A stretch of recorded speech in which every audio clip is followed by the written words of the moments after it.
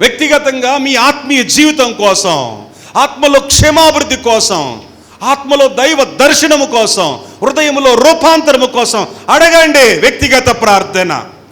అలాగునే 6వ వచనం నుంచి 19వ వచనం వరకు కూడా సేవకుల కొరకు అడగండి.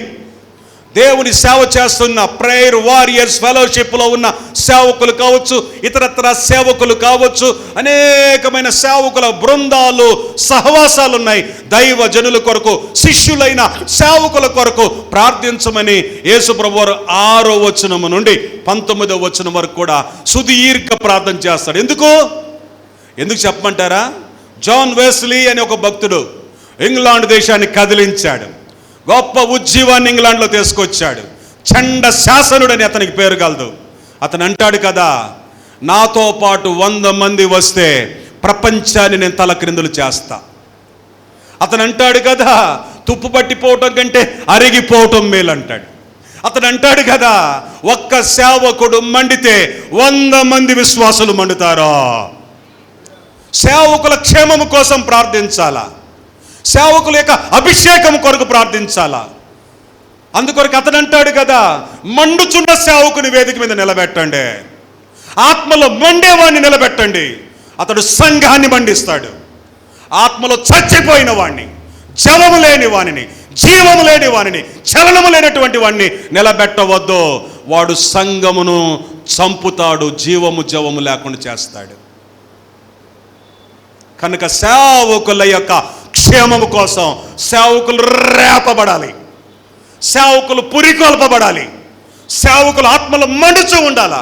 బాప్తిస్మిచ్చి యోహాను గురించి అతడు మండుచూ ఉండెను, అనేకులను మండిస్తూ వచ్చాడు. ఒక సేవకుడు మండితే, సేవకుడే చల్లారితే, సేవకుడే బలహీనుడైతే, సేవకుడే ఓడిపోతే, సేవకుడే రాజీ పడితే, సేవకుడే పడిపోతే, కాపరిని కొడితే మందంతా కూడా చల్లా చెదరైపోతుంది. సేవకుడు దేవుని సేవ చేయకుండా అనేకమైన శోధనలకు గురి కావచ్చు. కనుక సుదీర్ఘ ప్రార్థన సేవకుల కొరకు యేసు ప్రభువారు శిష్యుల కొరకు ప్రార్థన చేశాడు. ఆయనకు తెలుసు, నా శిష్యుల కొరకు నేను ప్రార్థన చేస్తే నా శిష్యులు నేను చేసిన సేవ చేస్తారు, అంతకంటే ఎక్కువ చేస్తారు. మన గురువు ఎంత మంచి గురువో తెలుసా? ఒకసారి ఒక గురువు శిష్యులు ఇద్దరు కలిసి మాట్లాడుకుంటూ గురువా, చాలా రోజుల నుంచి నీవు నాకు కుస్తీ నేర్పించావు, చాలా కాలం అయిపోయింది, ఇప్పుడు కుస్తీ ఇద్దరం కలిసి పోరాడదాం అన్నాడంట శిష్యుడు. అప్పుడు గురువు అన్నాడంట, వద్దులే శిష్య అంటే, లేదు గురువా, ఈ శిష్యుడికి గురువుని ఎట్ల పైన కింద పడేసి శిష్యుడు గురువు కంటే గొప్పోడు కావాలని ఆశ. గురువునే పడేశాడు అనుకోండి, ఇంక అందరు చూస్తారు, ఇతన్ని మెచ్చుకుంటారు కదని చివరికి గురువు ఒప్పుకున్నాడట. ఒప్పుకొని ఇద్దరు కలిసి కుస్తీకి దిగారంట. కుస్తీ పట్టిన సమయంలో శిష్యుడు ప్రయత్నించి గురువు గారిని పడేద్దాం అనుకున్న టైంలో గురువు ఒక ట్రిక్ ఉపయోగించాడంట. దెబ్బకి శిష్యుని కింద పడేశాడు. కింద పట్టం ఆలస్యం. ఆ శిష్యుడు లేదు, తూచి గురువా అంటున్నాడంట. అదేంటంటే, ఇన్ని రోజుల నుంచి నాకు ట్రైనింగ్ ఇచ్చావు కానీ ఈ విద్య నాకు నేర్పలేదే. అప్పుడు ఆ గురువు అన్నాడంట, అన్ని నేర్పితే నేను గురువు ఎందుకు అవుతాను రా బాబు అన్నాడంట. మన గురువు అలాంటోడు కాదు. మన గురువు ఏమీ దాచిపెట్టుకోలేదు. ఆఖరి రక్తపు బొట్టు వరకు ఆయన నీ కొరకు నా కొరకు ధారపోసి కొన్నాడు. ఈ లోకంలో మానవాళి రక్షణ కొరకు ఎవరైనా ప్రాణం పెట్టారంటే అది ప్రభు అయిన యేసుక్రీస్తే తప్ప ఎవరూ పెట్టలేదు. ఆయన ఒక్కడే లోకరక్షకుడు తప్ప మనము కానే కాదు. కానీ ఆయన శిష్యుల కొరకు ఆయన సుదీర్ఘంగా ప్రార్థన చేస్తున్నాడు. అంత మాత్రమే కాదు, ఆ ప్రార్థనలో 3వ భాగం చూద్దాం రండి. 20వ వచనం నుండి 26వ వచనం వరకు కూడా చూస్తే విశ్వాసుల కొరకు ప్రార్థన.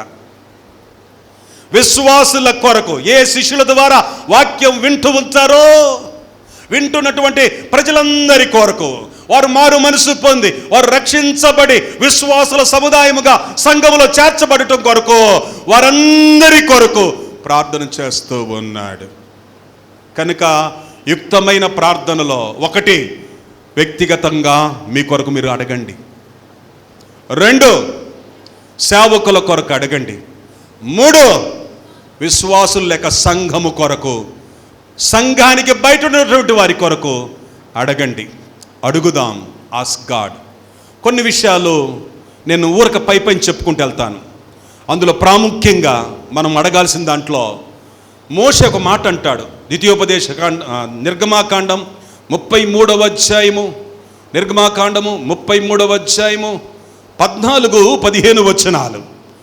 నిర్గమాకాండం 33వ అధ్యాయము 14-15 వచనాలు. అందుకు ఆయన, నా సన్నిధి నీకు తోడుగా వచ్చును, నేను నీకు విశ్రాంతి కలుగు చేసిననగా, మోషే నీ సన్నిధి రాని ఎడల ఇక్కడ నుండి మమ్మను తోడుకొని పోకుమో.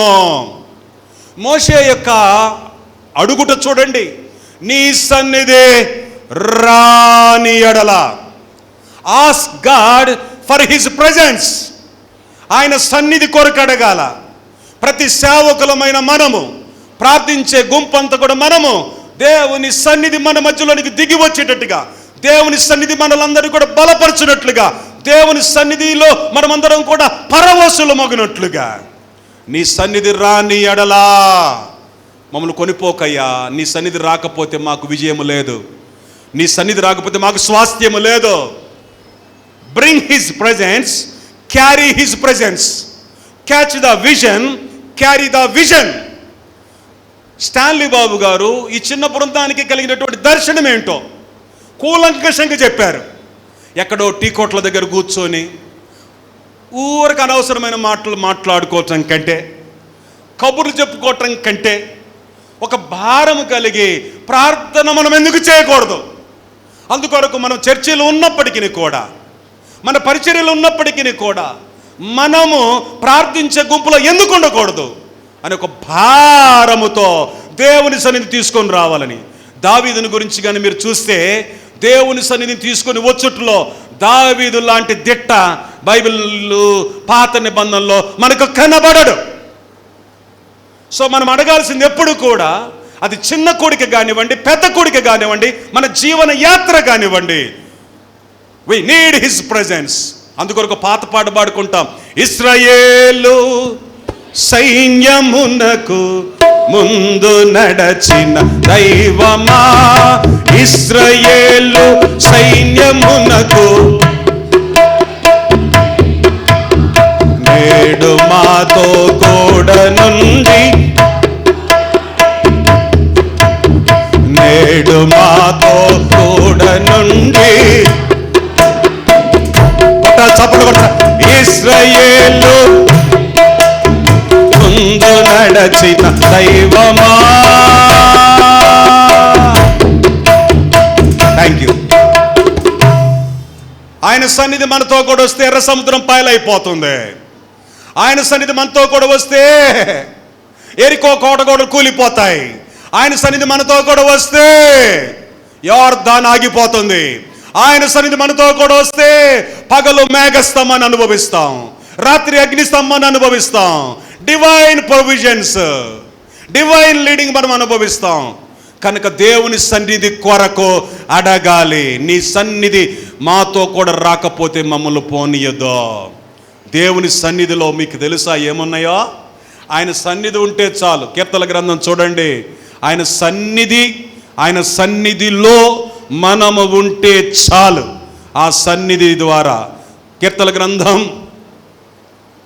16వ అధ్యాయము 11వ వాక్యము, జీవ మార్గమును నీవు నాకు తెలిపెదవు, నీ సన్నిధిని సంపూర్ణ సంతోషము కలదు. దేవుని సన్నిధిలో ఏముందండి? సంపూర్ణమైన సంతోషం ఉన్నది. దుఃఖము నాట్యముగా మారుతుంది, అంగలార్పు నాట్యముగా మారుతుంది, నిరాశలు నిట్టూర్పులు కొట్టివేయబడతాయి. దేవుని సన్నిధి ఎక్కడైతే ఉంటుందో అక్కడ ఒక బ్రేక్ త్రూ, సాతాను యొక్క కాడి, వాడి దుర్గమంతా కూడా విరగొట్టబడుతుంది. దేవుని సన్నిధిలో సంపూర్ణమైన సంతోషము ఉన్నది. అలాగే 36వ అధ్యాయము 8వ వాక్యం కూడా చూడండి. 36వ అధ్యాయము 8వ వాక్యము, దేవుని సన్నిధిలో నీ మందిరము యొక్క సమృద్ధి వలన వారు సంతృప్తి నొందుదురు. అంటే దేవుని సన్నిధిలో ఏముందయ్యా అని అంటే సంతృప్తి ఉన్నదే.